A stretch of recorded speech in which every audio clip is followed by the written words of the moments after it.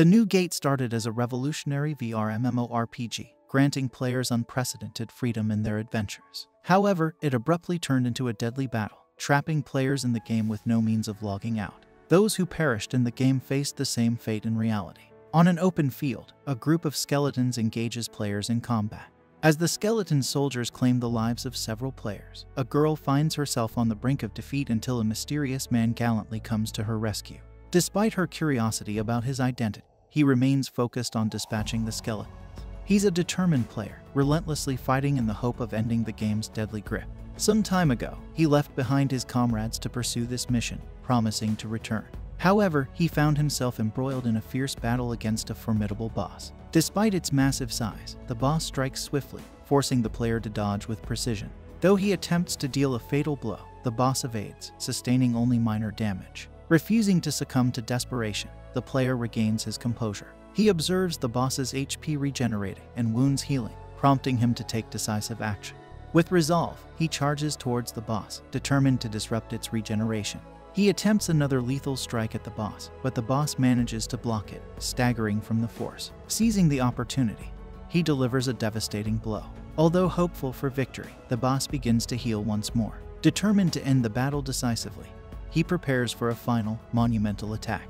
Empowering his sword, he charges at the boss, leaping into the air and delivering a crushing blow that reduces the boss to dust. With the boss defeated, the game system acknowledges his triumph and grants him new titles. It announces the possibility for players to log out now that the dungeon is cleared. Feeling accomplished, he checks if other players are logging out globally. However, he discovers that he is the sole remaining player on the online scroll. Shin, realizing he cannot log out, witnesses a massive gate opening behind him, suggesting he has completed the game. As he is absorbed into the game, he awakens in a remarkably lifelike grassy plain. Puzzled by the realism, he questions if he's truly in the game world, considering the limitations of VR technology. Upon examining his increased stats, he realizes something extraordinary has occurred. He deduces that his inability to log out is a result of defeating the final boss, indicating that he has completed the game. Despite this, he finds that the logout button is missing from the game screen. Attempting to check the online scroll for other players, he discovers that he's not connected to the game network. Perplexed by his ability to move without network connection, he realizes that the game world has become his new reality, causing him a moment of panic. However, he quickly resolves to maintain composure, understanding that panicking won't assist him. Utilizing an item that guides him back to his home base, he follows its lead. En route, he notices new structures along the roadside, prompting him to question when they were erected. Upon reaching his base, he witnesses a group of bandits coercing an elf girl to reveal her master's location. When she refuses, they forcibly drag her away from the base. As the elf girl crosses a barrier, triggering a colossal guard monster, the bandits flee while the creature menaces the girl. Reacting swiftly, Shin intervenes to confront the monster, realizing that he can adjust the potency of his magical ability, though physical exertion taxes him. Shin is astounded by the immersive realism of the game's world as they re-enter the base. The elf introduces herself as Tiara and inquires if Shin is acquainted with her master, Isekaied. Confused, Shin racks his memory for any recollection of the name. Suddenly, a memory surfaces. Isekaied was the name of an elf support character from the game, and Shin describes her appearance to Tiara. Seeking Isekaied's whereabouts, Shin presses Tiara for information, but she hesitates due to suspicion. Instead, she offers to convey a message to her master for a fee of 1,000 jewels. Having only jails in his possession, Shin retrieves them from his item box, surprising Tiara, who notes that only esteemed individuals possess such boxes. She further reveals that jails hold significant value, contrary to Shin's memory of them being lesser currency in the game. Puzzled by Shin's identity, Tiara learns he's merely an adventurer who chose the high human species at the game's start. To Shin's shock, Tiara informs him that high humans vanished 500 years ago during a period known as the Dusk of Prosperity, an event unfamiliar to Shin. Tiara explains it was a time marked by widespread disappearance, leaving Shin intrigued by this revelation. Shin connects the dots, realizing that the mass disappearance might coincide with the time when players trapped in the game vanish. It dawns on him that the world he's in now exists 500 years post-game events. Tiara brings Shin back to the present moment, and he expresses gratitude by offering her the 1 jail as a token of appreciation for her insights. Tiara declines the gift, deeming it imprudent to accept something of such value from a recent acquaintance. Shin assures her she need not return it, and Tiara, touched, reluctantly accepts it, relishing the opportunity to hold such a precious coin. Shin explains the utility of the jail coin for an elf like her, but Tiara is astonished that Shin can discern her elven heritage. She confides that she wears an illusion spell cast by her master to conceal her identity, as black-haired elves are considered omens of misfortune, leading to her expulsion from her village. However, her master intervened, rescuing her and providing sanctuary for over a century. Shin wonders if the curse can be lifted, prompting Tiara to reveal that her master is currently seeking a solution.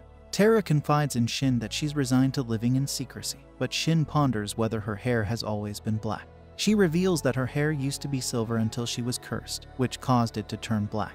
Determined to help, Shin brainstorms potential solutions and realizes Tara can be cured. He accesses his skill menu, prompting Tara's curiosity about his actions. Using his Analyze skill, Shin discovers that Tara possesses the cursed gift, the source of her perpetual monster attacks. Although Tara believes mere identification won't cure the curse, Shin employs his Purify skill to heal her. As the skill concludes, Tara questions whether it failed. Shin reassures her that the skill was successful, although only part of her hair reverted to silver. Surprised, Tara rushes to inspect herself in the mirror. Despite the partial transformation, she sincerely thanks Shin for alleviating part of the curse, expressing gratitude for glimpsing her silver hair after a century of waiting.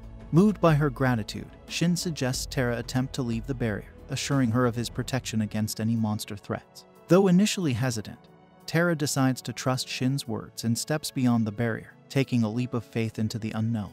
They traverse through a nearby forest until they reach a grassy plateau, where Shin informs Tiara that her curse has been lifted, evident from the absence of monster attacks during their journey. Overwhelmed with joy, Tiara sheds tears at the sight of the beautiful sky once more. Returning to the base, she expresses heartfelt gratitude to Shin for his assistance. As they await Tiara's master's arrival, she wonders about Shin's plans. He decides to explore a nearby town in search of his other support character and to familiarize himself with the new game world.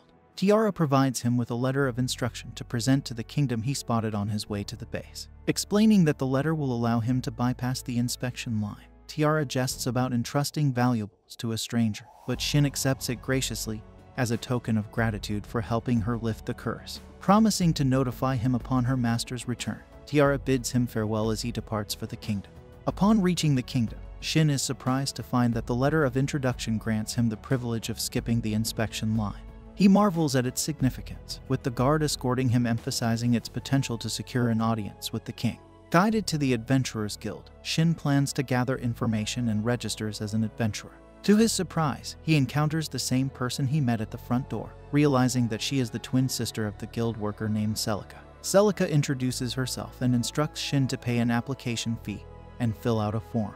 After a considerable wait, Shin finds himself sitting in the guild, surprised by the lengthy process of obtaining a guild card, which takes almost a day. Observing the other adventurers, he notices their modest weapons and armor, realizing they are of lower quality compared to those in the game. Unexpectedly, Celica approaches Shin, expressing gratitude for his patience. She offers him a snack and joins him, encouraging him to taste it. However, Shin becomes uneasy when he notices Celica's gaze fixed on him. She explains that she wants to confirm something, prompting Shin's curiosity. Celica inquires if Shin possesses a letter of introduction from his base, expressing the need to verify its authenticity in another room. Agreeing to the request after finishing his snack, Shin expresses reluctance to meet the guild master so soon. Nonetheless, Celica reveals that the peculiar man from reception is, in fact, the guild master. Identifying himself as Barlux, the guild master leads Shin to a private room. Requesting to see Shin's identification letter from the Moon Sanctum, Barlux places it alongside another letter on the table, causing Shin's letter to emit a faint glow. Barlux confirms the authenticity of Shin's letter, surprising Shin with the thorough verification process. Curious, Barlux inquires about the source of the verification letter, and Shin mentions Tiara as the provider. Barlux realizes there might have been a lapse in Tiara's explanation regarding the verification process, leading to Shin's surprise. Explaining the significance of the identification letter, Barlux emphasizes its vulnerability to theft due to its crucial role. He advises Shin to dispose of the letter if he cannot ensure its safety. However, Shin assures Barlux of his capability to protect it, earning Barlux's approval. Deciding to test Shin's skills, Barlux leaves him exhausted by the end of the day, as he reflects on his plans to raise his rank and awaits Shin's return to the base. Disappointed upon waking up the next day, Shin heads to the guild where Celica greets him. Noticing his changed attire, Celica hands him his guild card and explains the 9 ranks, ranging from SS to S through to G. She explains to him that he can increase his rank by completing tasks and earning points, adding that he's eligible to undertake tasks 2 ranks higher than his current one. When Shin presents a job involving harvesting hillgrass, she approves it as a suitable task for him. Leaving the guild, Shin embarks on a search for hillgrass but struggles to find any despite hours of effort. Nevertheless, he finds solace in knowing that low-rank equipment is effective against monsters, allowing him to continue his search at a leisurely pace. Suddenly, his sensor detects a nearby monster, prompting him to investigate. Upon encountering the monster, Shin realizes it's of a high level and possesses formidable strength.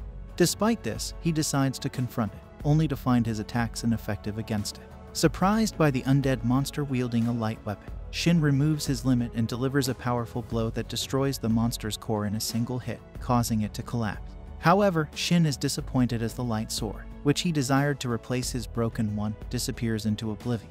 Nevertheless, he retrieves a gemstone dropped by the defeated monster, gaining a better understanding of how things operate in the game world and anticipating the fun ahead. Meanwhile, the light sword mysteriously lands in the king's castle, leaving the king's guards bewildered about its origins. This brings an end to our episode. If you enjoyed it, then don't forget to like, share, and subscribe our channel for more anime recaps.